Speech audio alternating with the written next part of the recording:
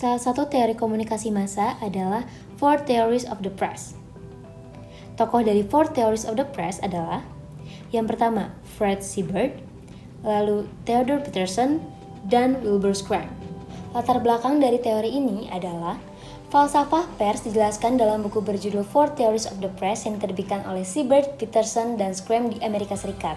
Buku ini memaparkan bagaimana media massa berfungsi dalam berbagai tipe di masyarakat. Asumsi dasar dari teori ini adalah pers selalu mengambil bentuk dan warna struktur politik dan sosial di mana ia beroperasi. Berikut adalah keempat teori yang dipaparkan oleh Siebert, Peterson, dan Schramm. Yang pertama adalah teori pers otoriter atau authoritarian media theory. Teori otoriter merupakan teori normatif yang menempatkan seluruh bentuk komunikasi di bawah kontrol pemegang otoritas atau petinggi.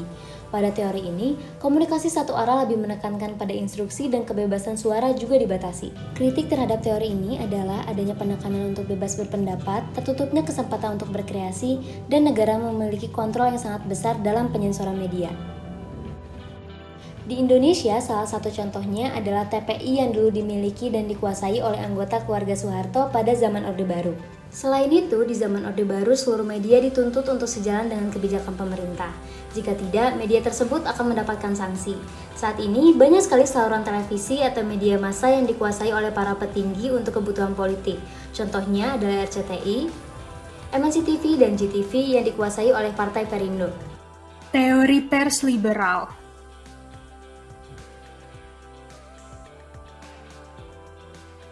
Teori ini merupakan bentuk perlawanan dari masyarakat yang menuntut akan pentingnya kebebasan pers, di mana saat itu kebebasan lain seperti berpolitik, ekonomi, dan agama semakin berkembang, maka lahirlah teori pers liberal pada abad ke-19. Dalam teori pers liberal terdapat beberapa kritik. Yang pertama, kebebasan tidak untuk seluruh individu, tapi hanya untuk segelintir kaum kapitalis dan hanya merekalah yang dapat maju dan berkembang. Dan yang kedua, kurangnya tanggung jawab media dari berita yang disajikan. Kemudian, untuk studi kasusnya, seperti yang terjadi pada pemerintahan Presiden Amerika Serikat, Joe Biden.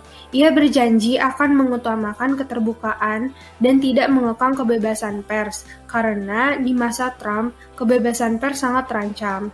Sekretaris Pers Gedung Putih, Jen Psaki, menyatakan pemerintahan Biden akan berusaha menyampaikan kebenaran dan mengembalikan transparansi atas kinerja pemerintah Amerika Serikat.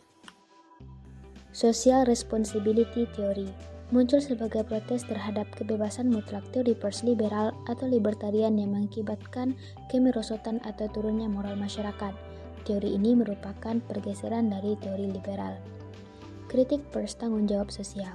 Pemerintah dapat menggunakan lembaga yang mengontrol sistem untuk kepentingan pribadi saja. Kebebasan berpendapat masih terbatas karena adanya peraturan dan tidak dapat dipublikasikan melalui media. Studi kasus pers tanggung jawab sosial. Dalam teori ini, pers bertanggung jawab baik terhadap masyarakat maupun pemerintah. Contohnya adalah masyarakat bisa memprotes pers media massa yang membuat pemberitaan yang tidak benar dan tidak bermanfaat seperti pemberitaan babi ngepet di Depok yang sempat viral kemarin. Masyarakat dapat melaporkannya ke KPI atau media massa terkait lainnya karena masyarakat membutuhkan tanggung jawab pers. Selain itu, TVRI juga dipandang sebagai media massa atau pers yang dapat bertanggung jawab bagi masyarakat dan pemerintah. TVRI adalah lembaga penyiaran publik yang bersifat independen, netral, dan tidak komersial. TVRI berada di bawah dan bertanggung jawab kepada Presiden. Tempat kedudukan TVRI di Ibu Kota Negara Republik Indonesia dan stasiun penyiarannya berada di pusat dan daerah. Apakah menurut kalian Indonesia sudah menerapkan pers tanggung jawab sosial? Tulis pendapatmu di kolom komentar. Selanjutnya, pembahasan mengenai teori pers totaliter. Dalam teori pers totaliter ini, dijelaskan bahwa sebuah negara atau pemerintah memiliki kekuasaan untuk mengontrol media massa sepenuhnya, di mana media massa menjadi alat pemerintah dalam kegiatan negara. Kritik diizinkan asal tidak bertentangan dan merugikan partai. Media massa juga diharapkan dapat melayani publik.